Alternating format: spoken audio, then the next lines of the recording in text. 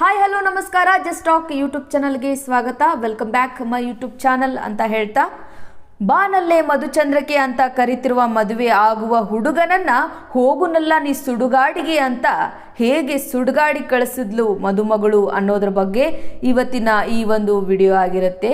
ಹೌದು, ಇದು ಪುಣೆಯಲ್ಲಿ ಇತ್ತೀಚೆಗೆ ನಡೆದ ಇಡೀ ದೇಶವೇ ಬೆಚ್ಚಿ ಬೀಳಿಸಿದ ಕೇತನ್ ಅಗರ್ವಾಲ್ ಕೊಲೆ ಪ್ರಕರಣ. ಜೂನ್ 2026ರಲ್ಲಿ ಟ್ರೆಕ್ಕಿಂಗ್ ವೇಳೆ ನಡೆದ ಆಕಸ್ಮಿಕ ಸಾವು ಎಂದು ನಂಬಲಾಗಿದ್ದ ಘಟನೆ ಕೇವಲ ಒಂದು ಸಣ್ಣ ಸುಳಿವಿನಿಂದ ಹೇಗೆ ಬದಲಾಯಿತು ಎಂಬ ಕತೆ ನಾನಿವತ್ತು ಹೇಳ್ತೀನಿ. ಇದೇ ಜೂನ್ 18, 2026 ಪುಣೆಯ ಪ್ರಸಿದ್ಧ ಲೋಹಗಡ ಕೋಟೆಯ ಕಡಿದಾದ ದಾರಿಯಲ್ಲಿ ಒಂದು ಯುವ ಜೋಡಿ ಟ್ರೆಕ್ಕಿಂಗ್ ಮಾಡ್ತಾ ಇರುತ್ತೆ. ಜೂನ್ ತಿಂಗಳ ಆ ದಗದಗಿಸುವ ಬಿಸಿಲಲ್ಲಿ ತಾಪಮಾನ ಬರೋಬ್ಬರಿ 33 ಡಿಗ್ರಿ ಸೆಲ್ಸಿಯಸ್ ಇರುತ್ತೆ. ಅಷ್ಟರಲ್ಲೇ ಆ ಕಣಿವೆಯಿಂದ ಒಂದು ಜೋರಾದ ಕಿರುಚಾಟದ ಧ್ವನಿ ಕೇಳಿಸುತ್ತೆ. 26 ವರ್ಷದ ಪ್ರಖ್ಯಾತ ರಿಯಲ್ ಎಸ್ಟೇಟ್ ಉದ್ಯಮಿ ಕೇತನ್ ಅಗರ್ವಾಲ್ 400 ಅಡಿ ಆಳದ ಪ್ರಪಾತಕ್ಕೆ ಬಿದ್ದು ಪ್ರಾಣ ಕಳೆದುಕೊಂಡಿರ್ತಾರೆ. ಅವರ 20 ವರ್ಷದ ಭಾವಿ ಪತ್ನಿ ಸಿಯಾ ಗೋಯಲ್ ಜೋರಾಗಿ ಅಳುತ್ತಾ ಪೊಲೀಸರಿಗೆ ಫೋನ್ ಮಾಡ್ತಾಳೆ. ಜೋರಾಗಿ ಗಾಳಿ ಬೀಸ್ತಿತ್ತು, ಕೇತನ್ ಫೋಟೋ ತಗೋವಾಗ ಬ್ಯಾಲೆನ್ಸ್ ತಪ್ಪಿ ಕೆಳಗೆ ಬಿದ್ರು ಅಂತ ಕಣ್ಣೀರಿಡ್ತಾ ಹೇಳ್ತಾಳೆ. ಪೊಲೀಸರು ಕೂಡ ಇದನ್ನು ಒಂದು ದುರಂತ ಆಕಸ್ಮಿಕ ಸಾವು ಅಂತಲೇ ನಂಬಿಬಿಡ್ತಾರೆ. ಆದರೆ ಮರುದಿನ ಕೋಟೆಯ ಟಿಕೆಟ್ ಕೌಂಟರ್ ಹತ್ತಿರ ಇದ್ದ CCTV ಕ್ಯಾಮ್ರಾವನ್ನು ನೋಡಿದ ಪೊಲೀಸರಿಗೆ ಒಂದು ಶಾಕಿಂಗ್ ಸುಳಿವು ಸಿಗುತ್ತೆ. ಇಡೀ ಕೇಸ್ ಉಲ್ಟಾ ಆಗತ್ತೆ. ಆ 33 ಡಿಗ್ರಿ ಸುಡುವ ಬಿಸಿಲಿನಲ್ಲಿ ಒಬ್ಬ ವ್ಯಕ್ತಿ ದಪ್ಪನೆಯ ಚಳಿಗಾಲದ ಹುಡಿ ಧರಿಸಿ ಮುಖ ಮುಚ್ಚಿಕೊಂಡು ಆ ಜೋಡಿಯನ್ನು ಫಾಲೋ ಮಾಡ್ತಿರೋದನ್ನು CCTVಯಲ್ಲಿ ನೋಡ್ತಾರೆ ಪೊಲೀಸರು. ಬಿಸಿಲಿನಲ್ಲಿ ಹುಡಿ ಧರಿಸಿದ ಆ ಒಂದು ಹುಚ್ಚು ನಿರ್ಧಾರವೇ ಈ ಭೀಕರ ಕೊಲೆಯ ರಹಸ್ಯವನ್ನು ಬಿಚ್ಚಿಡೋಕೆ ಸಾಧ್ಯವಾಗಿದ್ದು.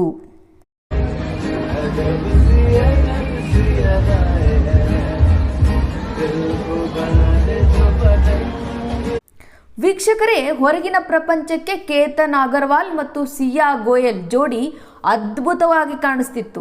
ಇಬ್ಬರು ಶ್ರೀಮಂತ ಉದ್ಯಮಿಗಳ ಕುಟುಂಬಕ್ಕೆ ಸೇರಿದವರು.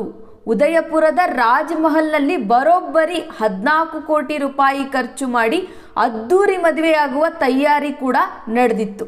ಆದರೆ ಈ ಮಿನುಗುವ ಪ್ರಪಂಚದ ಹಿಂದೆ ಒಂದು ಕರಾಳ ಸಂಚೆ ಇದೆ.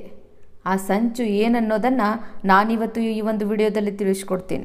ವೀಕ್ಷಕರೇ, ಇಲ್ಲಿ ಅಸಲಿ ಎತ್ತು ಏನಪ್ಪ ಅಂತ ಅಂದರೆ, ಸಿಯಾಗೆ ಈ ಮದುವೆನೇ ಇಷ್ಟ ಇರಲಿಲ್ಲ. ಆಕೆ ಚೇತನ್ ಚೌಧರಿ ಎಂಬ ಮತ್ತೊಬ್ಬ ಯುವಕನನ್ನು ಗಾಢವಾಗಿ ಪ್ರೀತಿಸ್ತಿದ್ಲು. ಮನೆಯವರ ಒತ್ತಡಕ್ಕೆ ಹೆದರಿದ ಸಿಯಾ ಮತ್ತು ಆಕೆಯ ಪ್ರೇಮಿ ಕೇತನ್ನನ್ನು ಶಾಶ್ವತವಾಗಿ ಮುಗಿಸಲು ಸ್ಕೆಚ್ ಹಾಕ್ತಾರೆ. ಆದರೆ ತಾವು ಸಿಕ್ಕಿ ಬೀಳಬಾರ್ದು ಎಂದು ಒಂದು ಮಾಸ್ಟರ್ ಪ್ಲಾನನ್ನು ಮಾಡ್ತಾರೆ.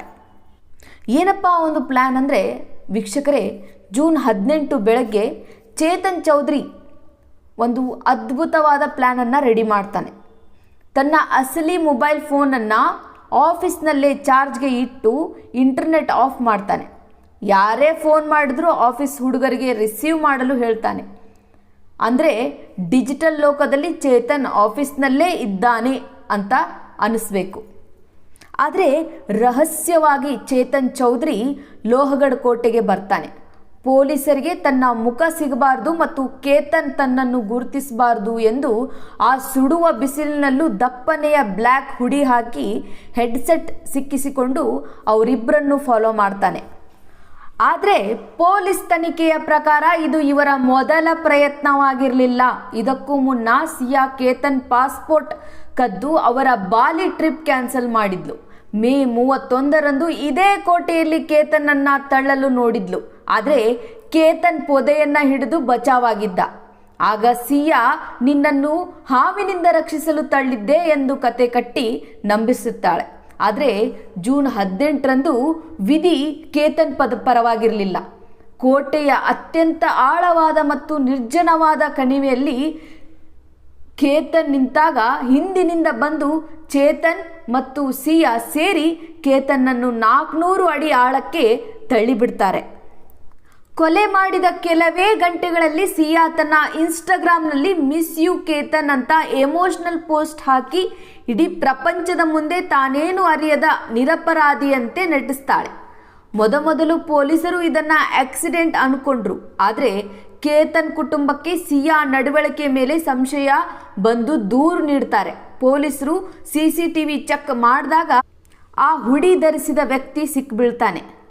ಇನ್ವೆಸ್ಟಿಗೇಷನ್ ಆಫೀಸರ್ ಹೇಳಿಕೆಯ ಪ್ರಕಾರ ನಾವು ಜೂನ್ 18ರ ತಾಪಮಾನ ನೋಡಿದಾಗ ಅದು 33 ಡಿಗ್ರಿ ಇತ್ತು. ಅಷ್ಟು ಬಿಸಿಲಿನಲ್ಲಿ ಒಬ್ಬ ವ್ಯಕ್ತಿ ಸ್ವೆಟರ್ ಥರ ಇರೋ ಒಂದು ಹುಡಿ ಹಾಕ್ಕೊಂಡು ಮುಖ ಮುಚ್ಕೊಂಡು ನಮಗೆ ತೀವ್ರ ಸಂಶಯ ತಂದಿದ್ದ. ಪೊಲೀಸರು ಆ ವ್ಯಕ್ತಿಯ ಸೋಷಿಯಲ್ ಮೀಡಿಯಾ ಪ್ರೊಫೈಲ್ ಮ್ಯಾಚ್ ಮಾಡಿದಾಗ ಅದು ಚೇತನ್ ಚೌಧರಿ ಅಂತ ಗೊತ್ತಾಗುತ್ತೆ. ಆತನ ಮತ್ತು ಸಿಯಾಳ ಕಾಲ್ ರೆಕಾರ್ಡ್ಸ್ ನೋಡಿದಾಗ ಇಬ್ಬರು ಕಳೆದ ಕೆಲವು ತಿಂಗಳಲ್ಲಿ ಬರೋಬ್ಬರಿ 2004 ಬಾರಿ ಫೋನ್ನಲ್ಲಿ ಮಾತನಾಡಿ ಕೊಲೆಗೆ ಸ್ಕೆಚ್ ಹಾಕಿದ್ದು ಸಾಬೀತಾಗಿತ್ತು ಅಂತ ತಮ್ಮ ಸಂಪೂರ್ಣ ಇನ್ವೆಸ್ಟಿಗೇಷನ್ ಮುಗಿದ ಮೇಲೆ ಪೊಲೀಸರು ಹೇಳಿಕೆಯನ್ನು ಕೊಡ್ತಾರೆ. ಯಾವ ಮದುವೆಯನ್ನು ಕೇವಲ ಬೇಡ ಅಂತ ನಿಲ್ಲಿಸಬಹುದಿತ್ತೋ ಅದಕ್ಕಾಗಿ ಒಂದು ಯುವ ಜೀವವನ್ನ ಬಲಿ ತಗೊಂಡು ಈ ಇಬ್ರು ಪ್ರೇಮಿಗಳು ಈ ಪುಣೆಯ ಗ್ರಾಮಾಂತರ ಪೊಲೀಸರು ಭಾರತೀಯ ನ್ಯಾಯ ಸಂಹಿತೆಯಡಿ ಕೊಲೆ ಮತ್ತು ಅಪರಾಧ ಸಂಚಿನ ಆರೋಪದ ಮೇಲೆ ಅರೆಸ್ಟ್ ಮಾಡಿದ್ದಾರೆ. ಎಷ್ಟೇ ಪ್ಲಾನ್ ಮಾಡಿ ಡಿಜಿಟಲ್ ಎಸ್ಕೇಪ್ ಆಗಲು ನೋಡಿದ್ರೂ ಪ್ರಕೃತಿಯ ನಿಯಮ ಮತ್ತು ಆ ಒಂದು ಹುಡಿ ಇವರನ್ನು ಕಂಬಿ ಎಣಿಸುವಂತೆ ಮಾಡಿದೆ. ಒಂದು ಸಣ್ಣ ಮಾತು, ನನಗೆ ಈ ಮದುವೆ ಬೇಡ ಅನ್ನೋ ಒಂದು ಪದವನ್ನು ಹೇಳಿದರೆ ಇದೆಲ್ಲವೂ ಕೂಡ ಇಷ್ಟು ದೊಡ್ಡ ಮ್ಯಾಟ್ರ್ ಆಗ್ತಾನೇ ಇರಲಿಲ್ಲ. ಒಂದು ಜೀವಾನೂ ಉಳಿತಿತ್ತು, ಒಂದು ತಂದೆ ತಾಯಿಯ ಹೊಟ್ಟೆನೂ ಕೂಡ ತಣ್ಣಗಿರ್ತಿತ್ತು. ಆ ಮಗ ಇವತ್ತು ತಂದೆ ತಾಯಿಯ ಮುಂದೆ ಇರ್ತಿದ್ದ. ಇವರಿಬ್ಬರೂ ಕೂಡ ಎಷ್ಟೇ ಕಷ್ಟ ಬಿದ್ದು ಒಪ್ಪಿಸಿದ್ರೂ ಸಹಿತ ಮದುವೆಯಾಗಿ ತಮ್ಮ ಜೀವನವನ್ನು ಕಟ್ಕೊಳ್ತಾ ಇದ್ರು. ಅಂತಹ ಒಂದು ಸಣ್ಣ ಮಾತನ್ನು ಹೇಳದೆ ಈಗ ಇಂತಹ ಒಂದು ದೊಡ್ಡ ಅಪರಾಧವನ್ನು ಮಾಡಿ ಒಂದು ಜೀವವನ್ನು ತೆಗೆದು ಇವತ್ತು ಕಂಬಿ ಎಣಿಸೋಕ್ಕೆ ಕಂಬಿ ಹಿಂದೆ ನಿಂತಿದ್ದಾರೆ. ಈ ಶಾಕಿಂಗ್ ಕೇಸ್ ಬಗ್ಗೆ ನಿಮ್ಮ ಅಭಿಪ್ರಾಯವೇನು? ಕಮೆಂಟ್ ಮಾಡಿ ತಿಳಿಸಿ. ವಿಡಿಯೋ ಇಷ್ಟ ಆದರೆ ಲೈಕ್ ಮಾಡಿ. ಇಂತಹದ್ದೇ ರೋಮಾಂಚಕ ಕ್ರೈಮ್ ಸ್ಟೋರಿಗಳಿಗಾಗಿ ನನ್ನ ಚಾನೆಲ್ಗೆ ಈಗಲೇ ಸಬ್ಸ್ಕ್ರೈಬ್ ಮಾಡ್ಕೊಳ್ಳಿ. ಮುಂದಿನ ವಿಡಿಯೋದಲ್ಲಿ